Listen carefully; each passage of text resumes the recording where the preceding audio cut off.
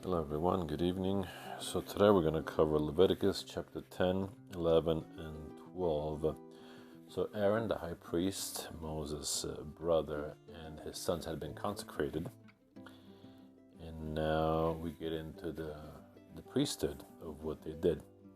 Strangely enough, though, I guess a couple of Aaron's sons didn't quite get the instructions of what they had to do. And so you're about to find out what happened. Nadab and Abihu were the other two sons of Aaron. And Nadab and Abihu, chapter 10, verse 1, took either of them his censer, and put fire therein, and put incense thereon, and offered strange fire before the Lord, which he commanded them not. So they took it upon themselves. They did something on their own that did not follow what the Lord had commanded the high priests and the priests to do. And there went out fire from the Lord and devoured them, and they died before the Lord. This is what used to happen to the children of Israel if they did not follow the commandments of the Lord to the letter. Then Moses said unto Aaron, This is it that the Lord spake, saying, I will be sanctified in them that come nigh me, and before all the people I will be glorified. And Aaron held his peace after he just saw his two sons out of four being burnt. And Moses called Mishael and Elzaphan, the sons of Uzziel, the uncle of Aaron, and said unto them, Come near, carry your brethren from before the sanctuary out of the camp. So they went near, carried them in their coats out of the camp, as Moses had said. And Moses said unto Aaron, and unto Eleazar, and unto Ithamar. Eleazar and Ithamar were the last two sons remaining. His sons, Uncover now your heads, neither rent your clothes, lest ye die, and lest the wrath come upon all the people. But let your brethren, the whole house of Israel, bewail the burning which the Lord hath kindled. And ye shall not go out from the door of the tabernacle of the congregation, lest ye die. For the anointing oil of the Lord is upon you. And they did according to the word of Moses. And the Lord spake unto Aaron, saying, Do not drink wine nor strong drink, thou nor thy sons with thee, when ye go into the tabernacle of the congregation, lest ye die. I'll tell you, I read this thing, and it must have been really rough for Aaron and his two remaining sons to still having to follow the commandments of the Lord, to do the duties of the high priest and of the priests, despite seeing their brothers being burnt. It must have been really difficult. Verse 9, And there shall be a statute forever throughout your generations, and that ye may put difference between holy and unholy, and between unclean and clean, and that ye may teach the children of Israel all the statutes which the Lord hath spoken unto them by the hand of Moses. And Moses spake unto Aaron and unto Eleazar and unto Ithamar, saying, his sons that were left, Take the meat offering that remaineth of the offerings of the Lord made by fire, and eat it without leavened bread, without leaven, beside the altar, for it is most holy. And ye shall eat in the holy place, because it is, and ye shall eat it in the holy place, because it is thy due, and thy sons' due of the sacrifices of the Lord made by fire, for so am I commanded. In the wave beast and the in the wave breast and the heave shoulder, they ye eat a clean place, thou and thy sons and thy daughters with thee. For they be thy due, and thy sons' due, which are given out of the sacrifices of peace offerings of the children of Israel. The heave shoulder and the wave breast shall they bring with the offerings made by fire of the fat, to wave it for a wave offering before the Lord, and it shall be thine and thy sons with thee by a statute forever, as the Lord hath commanded. And Moses, this is where it gets kind of interesting.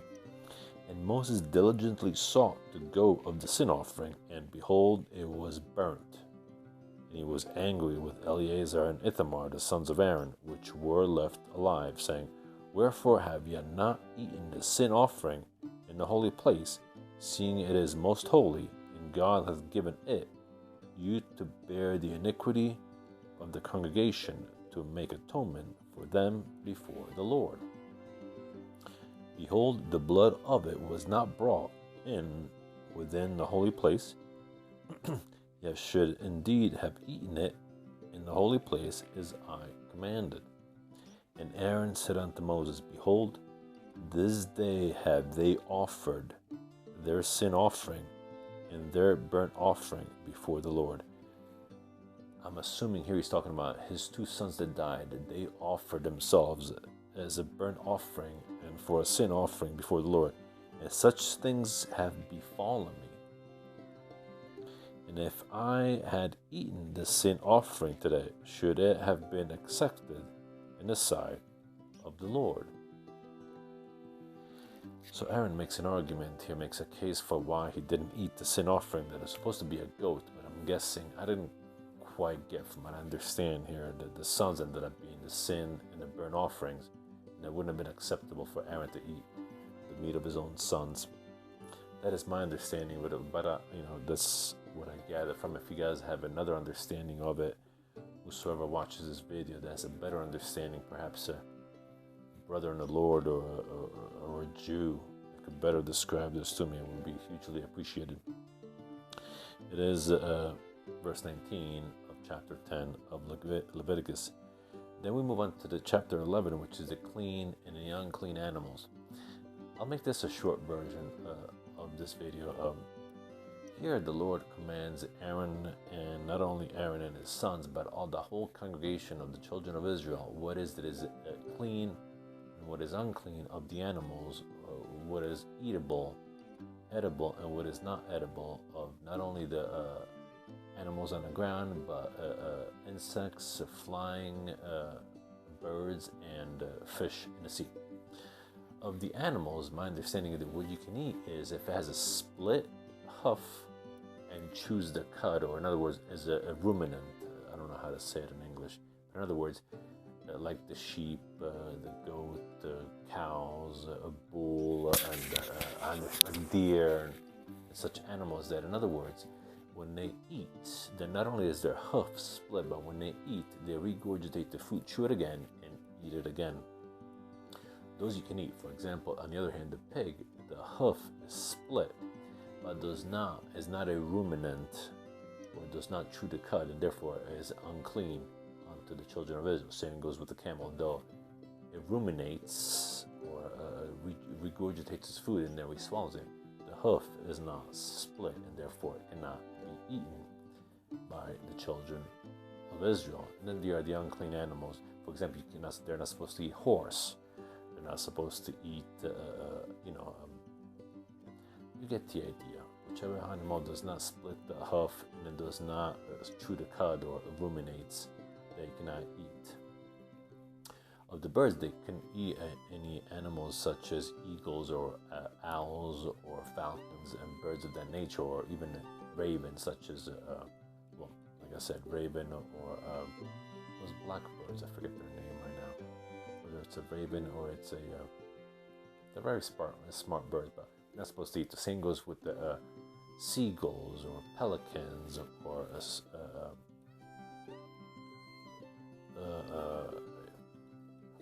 forget the name of that other bird, but these birds are not supposed to eat. But you can eat like quails or pigeons or turtle doves. Those, from what I understand, you can eat. But creeping things, ironically, they could eat locusts in the family of the locusts, which I find kind of disgusting, to be honest with you. And even some other bugs. Yeah, coming down here, vultures they could not eat. Let me see. We're on chapter 11. Let me see. Even these they shall may eat. See, verse 22. Even these of them Yah may eat. Locust after his kind, and the bald locust after his kind, and a beetle after his kind, and a grasshopper after his kind. These insects, they were considered clean for the children of Israel to eat. But snakes or lizards, that kind of animals, they were unclean and could not eat. Now, in terms of fish, if it had fins and it had scales, they were clean and therefore edible, whether it be in salt water, unsalt water, or even streams, or any other fish that didn't have scales or fins, they were not edible, such as eel. They were not supposed to eat eels. They're not supposed to eat crab, lobsters, oysters, mussels, clams. These are all bottom feeders, and they were considered at the time unclean for the children of Israel to consume. And that, guys, in a nutshell, is what chapter 11 is about. But not only that, but it also talks about if, for example, an unclean animal falls upon something that is clean, there were certain statutes and laws that had to be observed.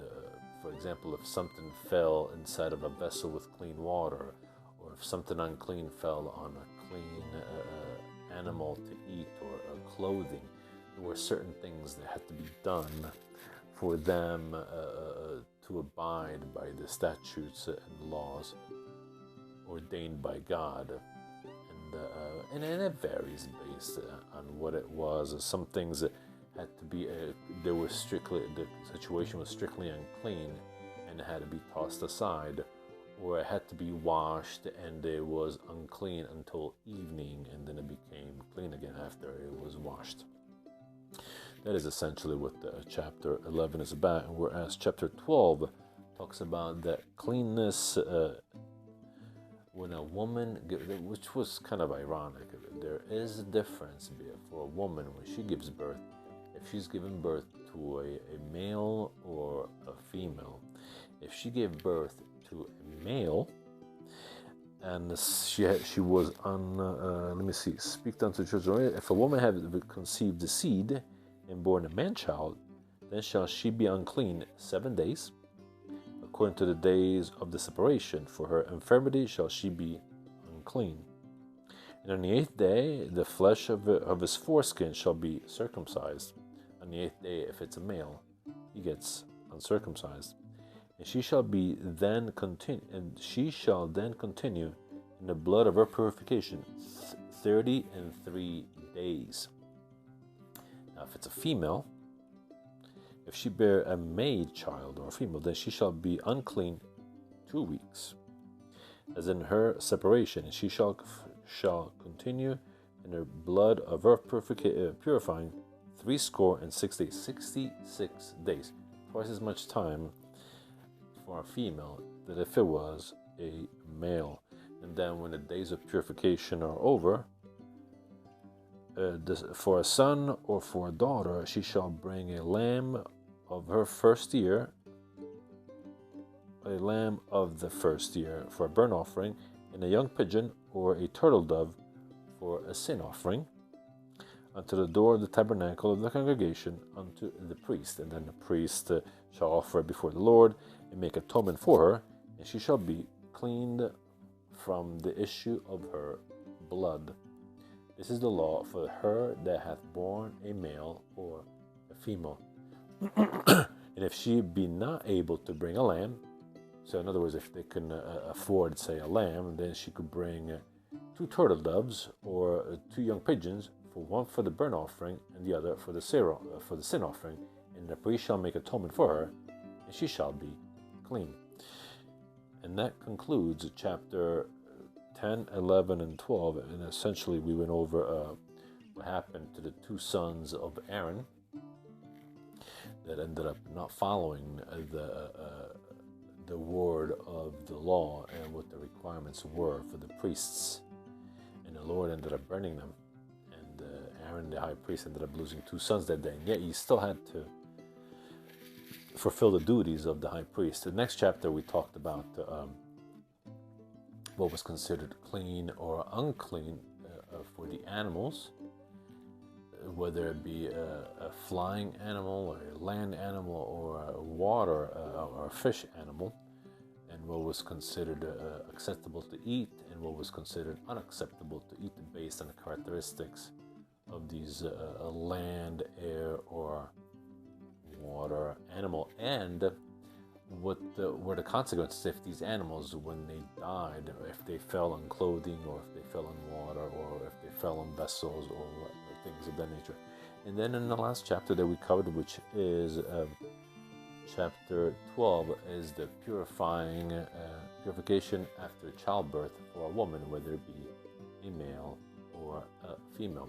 Hopefully this video, guys, was of help to you. As always, if you have any questions or comments, feel free to leave them in the comment section below. And if there's any other questions you may have, we've been making videos here all along about since the book of Genesis, what these chapters mean and what actually happens in these previous chapters that we covered so far. And with that being said, guys, I wish you the best. Peace of the Lord be with you, and we will see you at the next video. Take care.